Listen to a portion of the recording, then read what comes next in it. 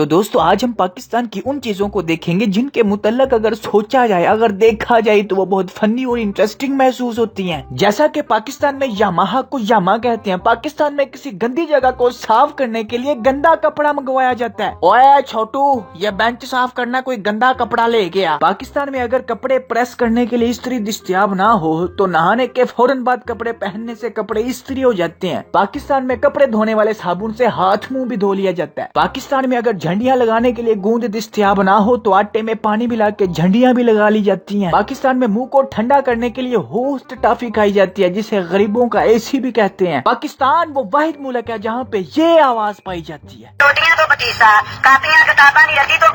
दूसरे ममालिक में लोग कहते हैं कि ये बड़ा इंटेलिजेंट है, ये बड़ा मेहनती है, ये कामयाब होगा, अमीर बन जाएगा। लेकिन पाकिस्तान में है इसके दांतों में सुराख है, ये अमीर होगा। इसके डिम्पल पड़ते हैं, ये अमीर होगा। इसके सर पर गर्दन के पीछे बालों की नोक बन रही है, ये अमीर होगा। इसके दोनों हाथों पे बे का निशान बन रहा है, ये हाजी करेगा। हालांकि वीआईपी का मतलब होता है वेरी इंपॉर्टेंट पर्सन। ये किसी एक शख्स के साथ ही मंसूब किया जा सकता है, लेकिन पाकिस्तानी हर चीज के साथ वीआईपी है। पाँव की जुत्ती से लेके केएफसी के बर्गर तक, यार ये बड़ी वीआईपी चीज है। हालांकि फुफो आपके वालिद मोहतरम की बहन होती है, लेकिन पाकिस्तान में फुफो को अच्छा तस्वुर नहीं किया जाता।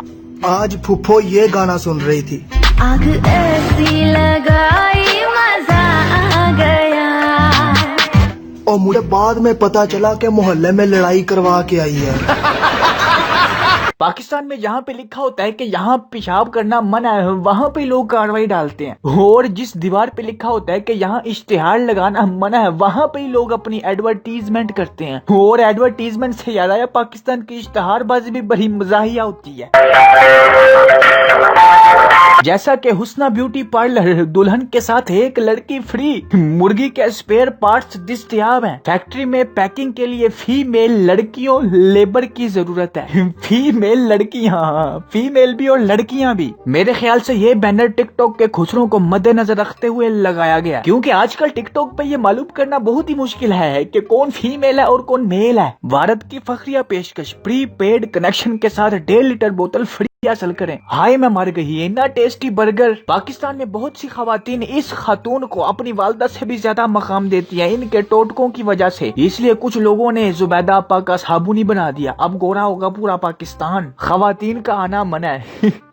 खवातीन के कपड़ों की ही दुकान है और खवातीन का आना मना है। ये इधर देखो जरा, बंदे दस्तयाब हैं। हमारे यहाँ जलसे, कार्नर, मीटिंग और रैलियों के लिए पढ़े लिखे, अनपढ़, नारे बनाने वाले, नारे लगाने वाले, हर तरह के बंदे दस्तयाब हैं। एक किसान के पास 17 भेड़े हैं। अगर 9 के अलावा सब मर जाएं तो कितनी भेड़ें बचेंगी? उलझ गए, पिए लिप्टन चाय और जहन क्लियर करें। जख्मी जूतों का अस्पताल। अच्छा, बस अब एड्स का सिस्टम खत्म। आपको मैं बोर नहीं होने दूंगा। पाकिस्तान वो वाहिद मुल्क है जहाँ पे अगर हमसाये के यहाँ लड़ाई हो रही हो तो पूरे का पूरा मोहल्ला इस तरह देखता है।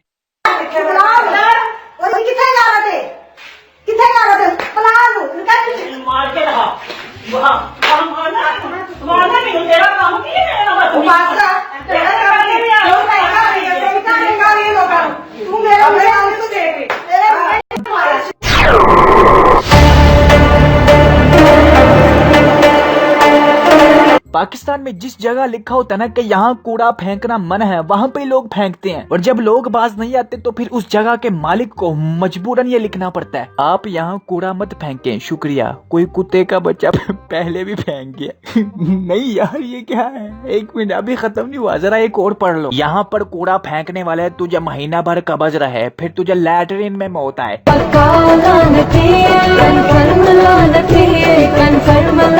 पाकिस्तान की कौमी जुबान उर्दू है, लेकिन बहुत कम लोग हैं जो सही तरीके से उर्दू बोलते हैं। जैसा कि मरकज़े इस्लाहे जुल्फ, ये बंदा पक्का उर्दू को तरजीह देने वाला, उर्दू से मोहब्बत करने वाला है। लेकिन ध्यान से देखें इस शख्स को, ये उर्दू का कातिल है, गुनाह का जूस। अबे ये किससे लिखवाया तुमने? गन्ने के जूस को गुनाह का जूस लिख दिया। वैसे ये बात वाकई हकीकत है। मेरे समेत पाकिस्तान में बहुत से ऐसे लोग हैं जो उर्दू की ऐसी की तैसी कर देते हैं। उर्दू में पंजाबी, फारसी, इंग्लिश सब कुछ मिक्स कर देते हैं। जैसा कि ये देखो, दरवाजा प्लीज होली बंद करें।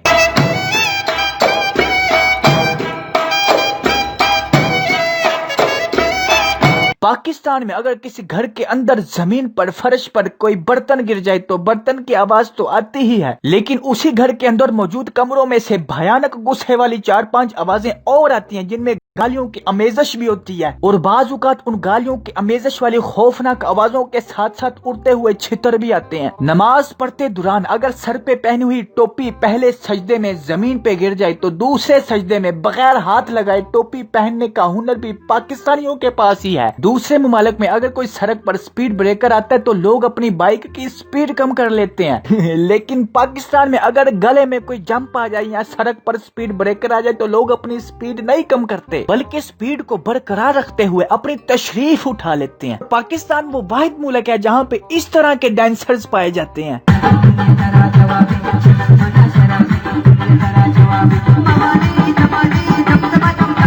या लाला दे प्यारे 5-10 रुपए मदद करो जितनी दफा। पाकिस्तान में जिन लोगों को उधार की आदत पड़ जाती है ना, वो चाहते हैं कि पूरी जिंदगी हम उधार पे गुजारा करते रहें, इसलिए दुकान के मालिक को मजबूरन ये लिखना पड़ता है शेख रशीद की शादी तक उधार बंद है। उधार सिर्फ 80 साल और 90 साल के लोगों के लिए है, वो भी उनके वालिदैन के कहने पर। जिन लोगों ने उधार लोड करवाया प्लीज बराए मेहरबानी जल्द अज जल्द उधार वापस करें, वरना बहुत जलील करूंगा। उधार करने वाले टॉप लोगों के नाम: सज्जाद गुल 1230 रुपए, काशिफ मुगल 935 रुपए। पाकिस्तान में कुछ ऐसे चवल हजरात भी पाए जाते हैं जो किसी भी रेडी पे जाते हैं या किसी दुकान पे जाते हैं तो वहाँ पे पड़ी हुई चीज को पकड़ के ऐवे ही खा जाते हैं। उस चीज का रेट पूछते पूछते आधी चीज वैसे ही खा जाते हैं, उतनी उन्होंने लेनी नहीं होती जितनी वहाँ खड़े खड़े खा जाते हैं। इसी टाइप के और भी चवलों को रोकने के लिए फिर दुकान के मालिक इस तरह के बैनर्स लगाते हैं: 1 टिक्की या 5 रुपए के पकौड़े के साथ चटनी नहीं मिलेगी, शुक्रिया। बराए मेहरबानी 30 रुपए से कम इजी लोड नहीं हो सकता, फजूल बहस ना करें वरना मोबाइल बेच दें, शुक्रिया।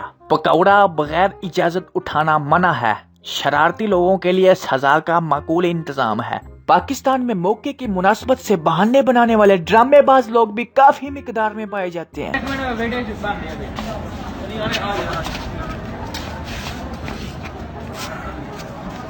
Run. काफी मुद्दों पे बात करने के बाद अब आते हैं पाकिस्तानी ट्रांसपोर्टेशन सिस्टम की तरफ।